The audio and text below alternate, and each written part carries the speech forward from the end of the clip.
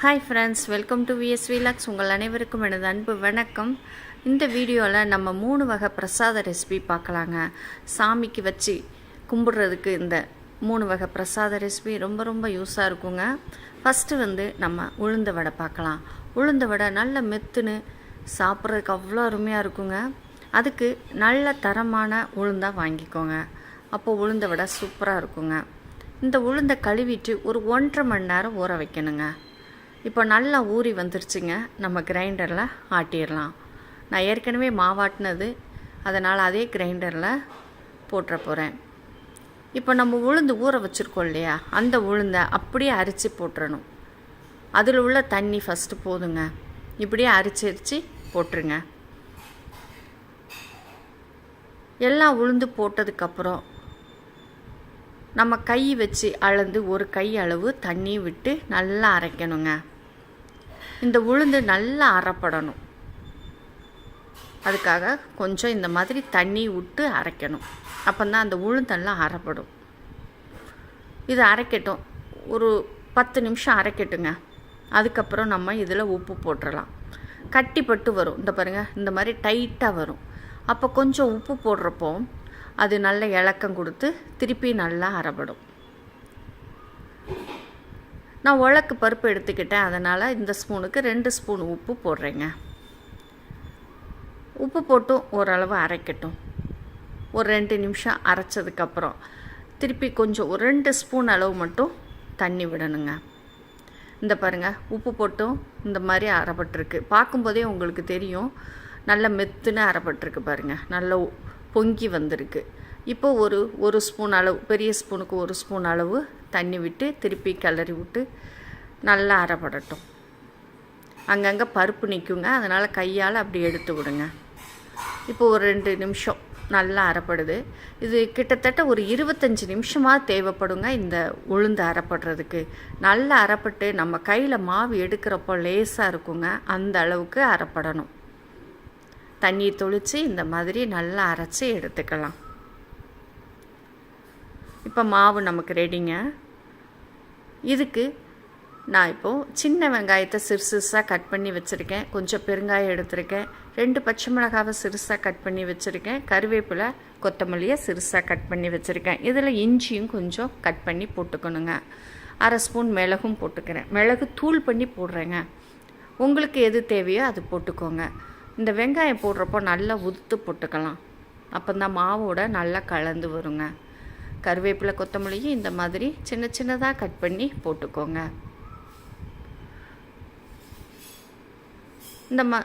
இந்த மாதிரி எல்லாத்தையும் போட்டு நல்லா கலந்து விட்டுக்கிட்டு கொஞ்சம் பெருங்காயத்தூளும் போட்டுக்கோங்க. நல்ல மணமாக இருக்கும்.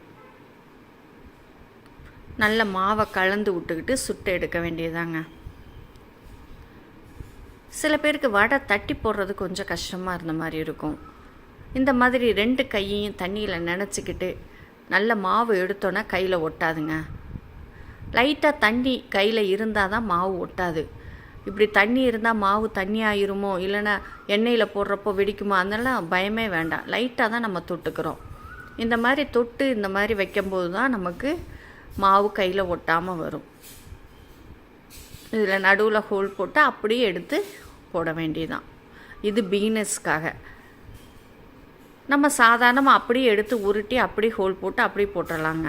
பழகினவங்க அப்படி ஈஸியாக போட்டுருவாங்க. இந்த மாதிரி உருட்டி இப்படி லைட்டாக தட்டி விட்டுட்டு ஒரு ஹோல் போட்டு போட்டுடலாங்க. வடை நல்லா உப்பி வருங்க. பாருங்கள், சட்டியில் எவ்வளோ உப்பி வந்திருக்கு பாருங்கள்.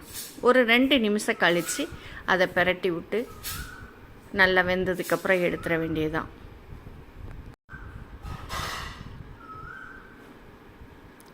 எப்படி உப்பி வந்திருக்கு பாருங்கள். எண்ணெயும் அவ்வளோவா குடிக்காதுங்க.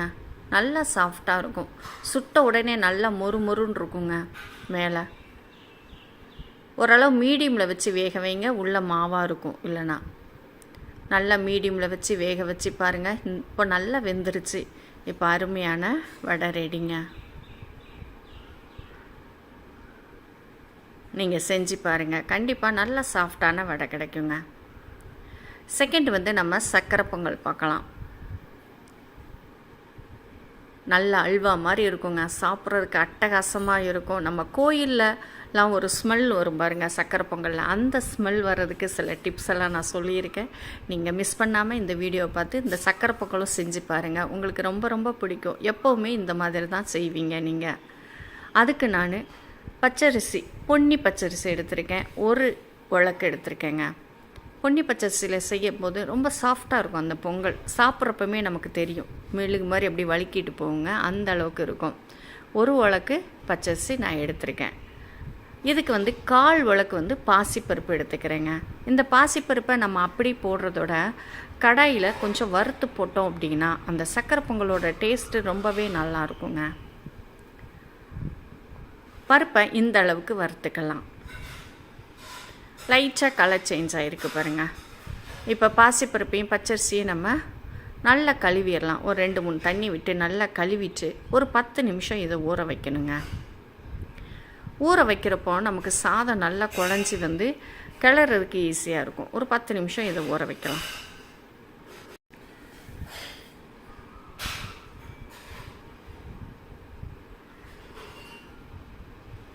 பத்து நிமிஷம் ஊறினதுக்கப்புறம் நான் ஒரு பெரிய குக்கர், 10 லிட்டர் குக்கர் தாங்க எடுத்துருக்கேன். அதில் வைக்கிறப்போ நமக்கு ஈஸியாக இருக்கும் கிளறதுக்கு செய்கிறதுக்கு. இப்போ நம்ம உலக்கு வச்சான அரிசி அளந்தோம், அதே உலக்கு வச்சு ஒரு 4 உலக்கு தண்ணி அளந்துக்கலாங்க.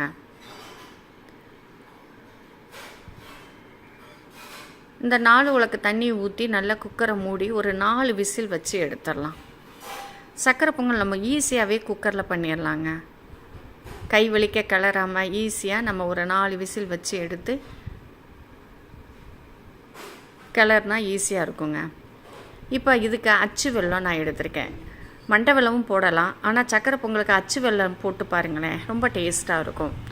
இது நம்ம அளந்துக்கணும், அதனால் இப்படி தட்டி வச்சுருக்கேன். ஒரு உலக்கு தானே நான் பச்சரிசி எடுத்தேன், அதே உலக்கு வச்சு 2 உலக்கு வெல்லம் அளந்துக்கிறேன்.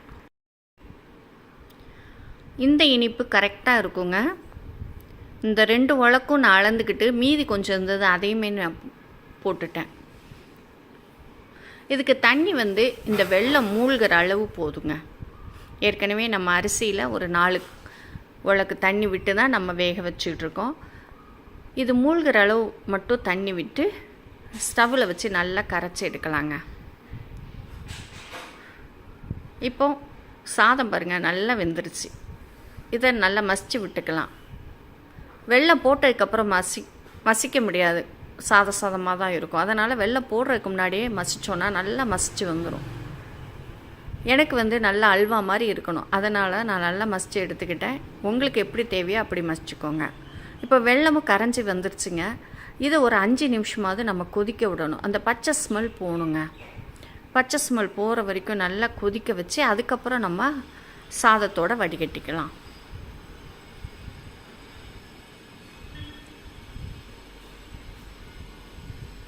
5 நிமிஷம் கழித்து நீங்கள் ஊற்றுறப்போ அந்த சக்கரை பொங்கல் ரொம்ப நல்லாயிருக்கும். இல்லைன்னா பச்சை ஸ்மெல் வரும், வெல்லத்தோட ஸ்மெல் வரும். அதனால் வெல்லத்தை ஒரு 5 நிமிஷமாவது நல்லா கொதிக்க வச்சு அதுக்கப்புறம் வடிகட்டிக்கோங்க. குக்கரில் ரொம்ப ரொம்ப ஈஸியாக நம்ம கை வலிக்காமல் பொங்கல் செஞ்சிடலாங்க. நம்ம பானையில் வச்சோம் அப்படின்னா கிளறி கிளறி கை வலி எடுக்கும். அதனால் இந்த மாதிரி செஞ்சு பாருங்கள், ரொம்ப ரொம்ப ஈஸியாக இருக்கும். இப்போ நெய் இதுக்கு ஒரு 2 ஸ்பூன் விடுறேங்க. இது நல்லா உள்ளே இழுத்துக்கிட்டதுக்கப்புறம் திருப்பி ஒரு 3 ஸ்பூன் விடுறேன். சக்கரை பொங்கல்னாலே நெய் கொஞ்சம் தூக்கலாக இருந்தால் தாங்க ரொம்ப டேஸ்ட்டாக இருக்கும். இப்போ இதை நல்லா கிளறி விட்டுறலாம். ஸ்டவ்வை நான் சிம்லேயே தான் வச்சுருக்கேங்க. இப்போ இதில் கொஞ்சம் ஏலக்காய் தூள் போட்டுடலாம். இந்த ஸ்பூனுக்கு 1 ஸ்பூன், 2 ஸ்பூன் அளவு போட்டுக்கோங்க. இதில் பச்சை கற்பூரங்க. நம்ம கோயிலெலாம் சக்கரை பொங்கல் நல்லா ஸ்மெல்லாக இருக்கும் பாருங்கள், அப்படியே சாப்பிட்ணுன்னு தோணும். அந்த அளவுக்கு ஸ்மெல் கொடுக்குறது இந்த பச்சை கற்பூரம் தான். இந்த பச்சை கற்பூரத்தை ஒரு பிஞ்சளவு மட்டும் போட்டு நல்லா நுணுக்கி போடுங்க. நல்லா கலந்து விட்டதுக்கப்புறம் முந்திரி திராட்சையை நெய்யில் நல்லா வறுத்து போட்டு கிளறி விட்டு குக்கரை மூடி ஒரு 5 நிமிஷம் சிம்மிலே வச்சு எடுத்தனா நமக்கு சக்கரை பொங்கல் ரெடிங்க. ரொம்ப ரொம்ப ரொம்ப டேஸ்ட்டாக இருக்கும். நீங்கள் இந்த வீடியோவை பார்த்துட்டு செஞ்சு பாருங்கள், அருமையான சக்கரை பொங்கல் கிடைக்குங்க. அடுத்ததாக புளியோதரை. புளியோதரை இந்த வீடியோ பார்த்துட்டு செஞ்சு பாருங்களேன். எப்போவுமே இப்படி தான் செய்வீங்க. அவ்வளோ அட்டகாசமாக இருக்குங்க. இது 1 மாதம் வச்சு கூட நம்ம யூஸ் பண்ணலாம். ஃப்ரிட்ஜில் வச்சுக்கிட்டோம் அப்படின்னா 1 மாதம் வரைக்கும் சூப்பராகவே இருக்குங்க. டேஸ்ட் அருமையாக இருக்கும். நீங்கள் கண்டிப்பாக மிஸ் பண்ணாமல் இந்த வீடியோவை பார்த்துட்டு நீங்கள் இதே மாதிரி புளியோதரை செஞ்சு பாருங்கள். ரொம்ப ரொம்ப எல்லாருமே விரும்புவாங்க. இதுக்கு ஒரு பெரிய பால் சைஸு புளி எடுத்துக்கிட்டேங்க. அந்த புளியை நான் ஒரு 1 மணி நேரமாவது ஊற வச்சுருப்பேன். புளி நல்லா ஊறினாதாங்க நமக்கு கரைச்சி எடுக்கிறப்போ நல்லா கட்டியாக தண்ணி கிடைக்கும். அதனால் நல்லா ஊற வச்சுக்கோங்க. இப்போ மசாலா இந்த ஸ்பூன் வச்சுக்கி 2 ஸ்பூன் மல்லி, 1 ஸ்பூன் வெந்தயம், 1 ஸ்பூன் கடலைப்பருப்பு, கொஞ்சம் கறிவேப்பிலை, 1 ஸ்பூன் கருப்பு எள்ளு எடுத்துருக்கேங்க. இது வெறும் கடாயில் நம்ம வறுத்து எடுக்கணும். இது தாளிக்கிறதுக்காக வேர்க்கடலை கொஞ்சம், கடலைப்பருப்பு 1 ஸ்பூனு, 2 வரமிளகாய் கிள்ளி வச்சுருக்கேன், கருவேப்பிலை எடுத்து வச்சுருக்கேன், கடுகு உளுந்தம்பருப்புங்க. இப்போ வத்தலையும் பெருங்காயமும் நம்ம எண்ணெயில் வறுக்கணும். பெருங்காயம் இந்த மாதிரி 4 எடுத்து வச்சுருக்கேன், வத்தல் ஒரு 15 எடுத்து வச்சுருக்கேங்க. புளியோதரைக்கு காரம் கொஞ்சம் தூக்கலாக இருக்கணும். இந்த வத்தல் நல்லாவே காரம், அதனால் 15 எடுத்திருக்கேன். கொஞ்சம் மஞ்சத்தூள் தேவைப்படுங்க. இப்போ வெறும் கடாயில் வறுக்க வேண்டியதை நம்ம வறுத்து எடுத்துடலாம். மல்லி, வெந்தயம், கறிவேப்பிலை, கடலைப்பருப்பு எல்லாம் வறுபட்டதுக்கு அப்புறம் லாஸ்ட்டில் எள்ளு போட்டு வறுக்கணுங்க. எள்ளு சீக்கிரம் வறுபடும், அதனால் லாஸ்ட்டில் போட்டு எள்ளு நல்லா பொரிஞ்சதுக்கப்புறம் இதை சைடில் கிண்ணத்தில் கொட்டி வச்சுக்கலாம். அதுக்கப்புறம் எண்ணெயில் வறுக்க வேண்டிய பெருங்காயமும் வத்தலையும் நம்ம வறுத்து எடுத்துக்கலாம். மீடியமில் வச்சு வறுத்து எடுத்துக்கோங்க. வத்தல்லாம் தீஞ்சிரும், மேலே உள்ளே வறுபடாது. அதனால் ஃப்ளேமில் வச்சு 2ஐயும் வறுத்து எடுத்து வச்சுக்கலாம். இந்த வறுக்கிறதுலேயே நல்ல மனம் கொடுக்குங்க. தீஞ்சிருச்சு அப்படின்னா குழம்பே ஒரு மாதிரி டேஸ்ட் நல்லா இருக்காது. அதனால் மசாலாவும் நம்ம மீடியம் ஃப்ளேமில் வச்சு நல்ல பதமாக தான் வறுத்து எடுக்கணும். இப்போ எல்லாம் வறுத்தாச்சுங்க. சைடில் கொட்டிட்டு நம்ம குழம்ப தாளிக்க ஆரம்பிச்சிடலாம். புளியோதரை அப்படின்னாலே கூட கொஞ்சம் எண்ணெய் விடுங்க. நல்லெண்ணெயை விட்டு செய்யுங்க. நல்லெண்ணெயில் தான் டேஸ்ட் ரொம்ப நல்லா இருக்குங்க. இந்த மாதிரி ஒரு 2-3 குழிக்கரண்டி எண்ணெய் விட்டுக்கலாம். இதில் கடுகு, உளுந்தம்பருப்பு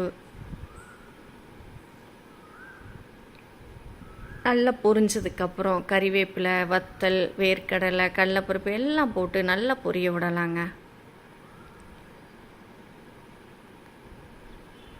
நல்லா பொரிஞ்சு கடுகு வெடித்ததுக்கப்புறம் நம்ம கொஞ்சம் மஞ்சத்தூள் சேர்த்துக்கலாங்க.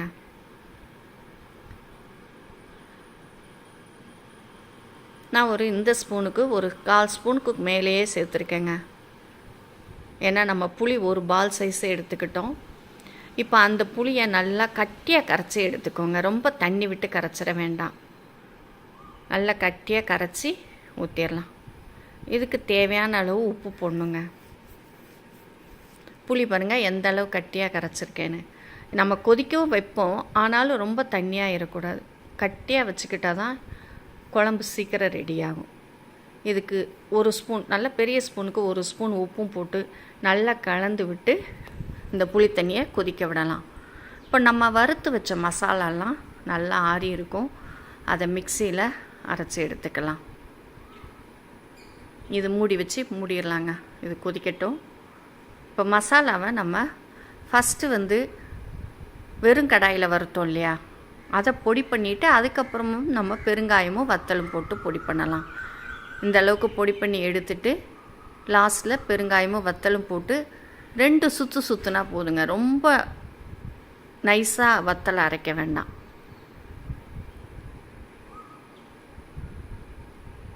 இந்த அளவுக்கு அரைச்சி எடுத்துக்கலாம். இந்த பாருங்கள் வத்தல் அங்கங்கே தட்டுப்படும். இப்போ கொதிச்சிட்ருக்கிற இந்த புளி தண்ணியில்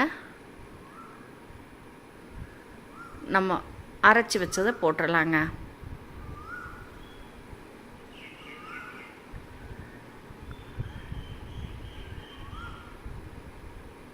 போட்டு நல்லா கலந்து விட்டுட்டு ஸ்டவ்வை மீடியமில் வச்சு, நான் சில்வர் செட்டிங்கிறதுனால சிம்மில் தாங்க வச்சேன். சிம்மில் வச்சு ஒரு 10 நிமிஷமாவது இது கொதிக்கணுங்க. எண்ணெய் நல்லா பிரிஞ்சு மேலே வரும். இந்த பாருங்கள் எவ்வளோ கட்டியாக இருக்குன்னு. நல்லா கொதிக்க வச்சு எடுத்தோன்னா அருமையான புளியோதரை ரெடிங்க. இதை நம்ம ஸ்டோர் பண்ணி வச்சுக்கிட்டோம் அப்படின்னா 1 மாதத்துக்கு கூட கெடாமல் இருக்குங்க. டேஸ்ட்டு ரொம்ப ரொம்ப அருமையாக இருக்கும். இதை மிஸ் பண்ணாமல் நீங்கள் செஞ்சு பாருங்கங்க. இப்போ இதை நம்ம சூடான சாதத்தோட கொஞ்சம் நல்லெண்ணெய் விட்டு அதுக்கு மேலே இந்த புளியோதரையை இந்த குழம்பு ஊற்றி ரெடி பண்ணோம் அப்படின்னா அருமையான புளியோதரை ரெடிங்க. இந்த 3 ரெசிபியும் நீங்கள் வீடியோவை பார்த்து செஞ்சு பார்த்து எப்படி இருக்குன்னு சொல்லுங்கள். ரொம்ப ரொம்ப பிடிச்சிருந்துச்சு அப்படின்னா ஒரு லைக் போட்டு உங்கள் ஃப்ரெண்ட்ஸ் சர்க்கிளுக்கு ஷேர் பண்ணி விடுங்க. இந்த புளியோதரையில் லாஸ்ட்டில் கொஞ்சம் வெல்லம் சேர்த்தேன் பார்த்திங்களா, டேஸ்ட் ரொம்ப நல்லாயிருக்குங்க. மிஸ் பண்ணாமல் சேர்த்துக்கோங்க. பிடிக்கலை அப்படின்னா ஸ்கிப் பண்ணிடுங்க. இந்த வெல்லம் சேர்த்து செஞ்சு பாருங்கள், ரொம்ப சூப்பராக இருக்கும். மேலே கொஞ்சம் கருவேப்பிலையும் தூவிட்டோம் அப்படின்னா அதோட ஸ்மெல் அட்டகாசமாக இருக்குங்க. கண்டிப்பாக ட்ரை பண்ணுங்கள்.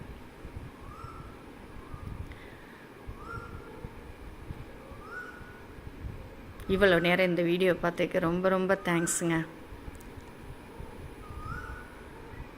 நெக்ஸ்ட் வீடியோவில் நம்ம பார்க்கலாம்.